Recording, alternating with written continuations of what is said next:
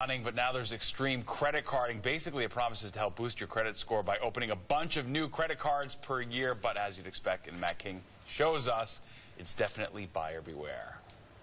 It can be a wonderful enabler, but it can also be a weapon of individual destruction. Adam Levin co-founded Credit.com. It's very difficult to get your credit back once you've lost it. Jared Blank serves as the chief marketing officer at a shopping deals discovery site.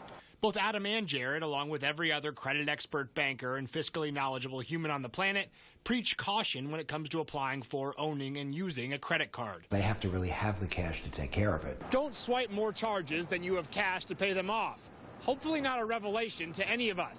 And yet, even with that very accessible, universally accepted piece of knowledge, credit card companies, which, by the way, exist because people failed to pay their bills on time, continue to see enough opportunity to litter our mailboxes and web pages with offers for still more credit cards, each with a points plan or opening bonus sexier than the last. Pretty much miles and perks, stuff like that. I has miles, and I have one that has points, cashback. Depends on the flexibility I have in the payment. I think there's some travel points.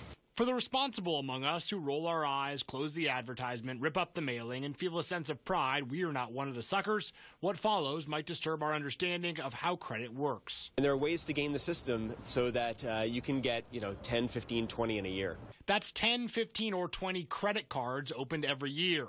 And Jared does this, applying for dozens of cards, claiming their benefits, and then closing them before a year passes to avoid any annual fees. His credit score declines a few points every time he signs up for a new card, but longer term it steadily grows, thanks to a substantial increase in both available credit and sources of credit. A lot of people do that, but there are issues that come with it. After the recession, the availability of credit declined from likely an all-time high. But in the last few years, Jared says creditors have again eased their standards, making credit cards more widely available once more. There's a caveat to opening dozens of cards. There's a lot of work in managing having that many credit cards, and so it's not a game for most people.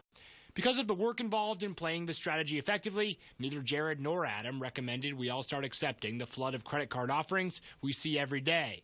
But we could. And as long as we pay our bills on time, use fewer than 10% of our credit, and cancel those cards we don't use before we have to pay their annual fees, our credit scores and bank accounts would benefit by doing so. I don't think an enormous number of people are doing it, but there are some people who do it, and they do it successfully. In Midtown, I'm Matt King, Fox 5 News. And if you can